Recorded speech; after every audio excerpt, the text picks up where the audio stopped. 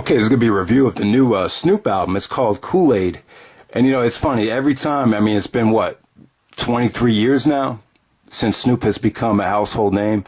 And every time he releases an album, you always get the same questions. Is this finally the return to the Death Row days, to the 1993, 1994, you know, the Chronic and the Doggystyle days? Is it a return to the Doggystyle type of feel, type of album?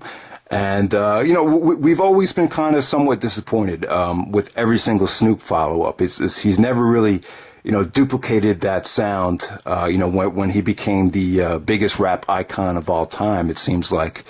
And I wouldn't say he's failed every time, but, you know, he just set the bar so high with, you know, Dr. Dre's production and his charisma, Snoop's charisma, you know, before the murder case, that it's just been such a task to kind of recreate that feeling. This is his first rap album in about 5 years. It's been a really, really long time since the Doggmentary album, which was his last rap album, which was somewhat disappointing. The last 3 rap albums he put out, you know, they all kind of felt like the same album. Each album seemed to go more unappreciated than the last one. So he took about 5 years off from rapping for an official full album. We had the reggae album, Reincarnated, where he was called Snoop Lion. And then we had last year's album, Bush, which is more of a soulful R&B album with very little rapping on it. So this is the return. And, you know, it's good. You know, he's trying to appeal to multiple fan bases here. It's very similar to the Blue Carpet Treatment album, which came out in 2006, 10 years ago, which was very West Coast oriented. You know, just like that album, this is, brings up a lot of the gang situations on the West Coast, the Bloods and the Crips, you know, very West Coast oriented, featuring, you know, West Coast legends like Too Short and Sugar Free.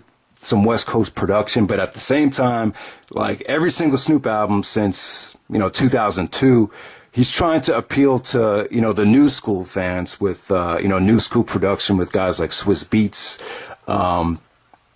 Just a lot of very corny R&B hooks are sprinkled throughout this whole album. So there is a lot of filler on here.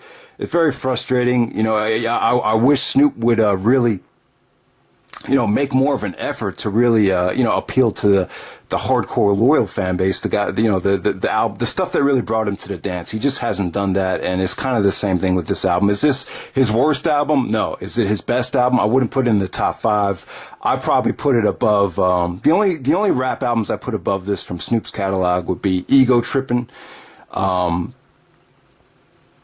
Malice in Wonderland, and I probably put it above the Doggmentary. And, you know, depending on how some people feel, some people would put this above The Game Is to Be Sold, Not to Be Told.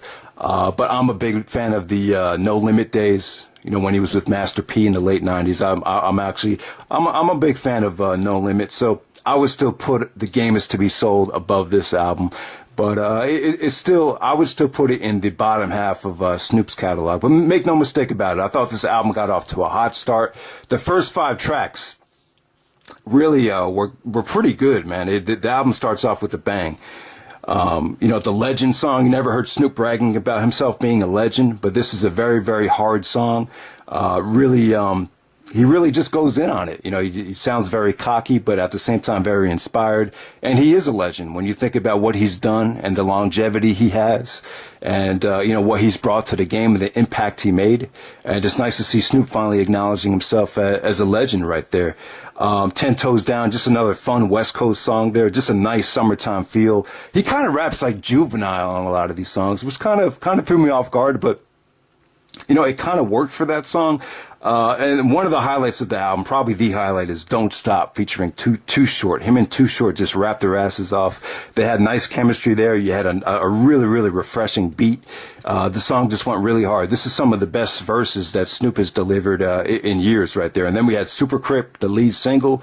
You know, produced by Just Blaze, which was you know, Just Blaze was a big time producer back in the early 2000s. And, you know, he found a nice song that really was a nice throwback to the, you know, it's very Dr. Dre influenced here. There's a little bit of that NWA influence in the song with the synthesizers and all that stuff. But, you know, Snoop sounded good here. It really is a nice throwback to the Chronic days. He even borrowed some lines from the Chronic there. So definitely check out Super Crip. I definitely think that was a surprisingly nice lead single right there. And then you had the Kool-Aid Man, where it's a laid back beat. You know, it's very laid back, but Snoop definitely addresses the biters over the years and how, you know, even after all this time, people need to come back and get some Kool-Aid because they can't get enough of Snoop's style. So I definitely thought that was good subject matter there.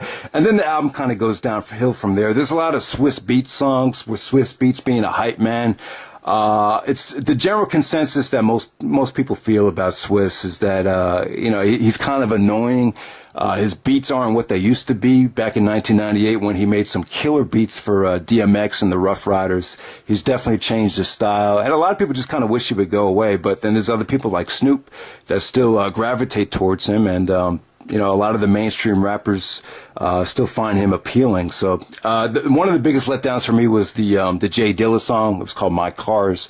I was expecting more of a soulful, you know, Pete Rock type of beat here, but it was just a little unorthodox for me.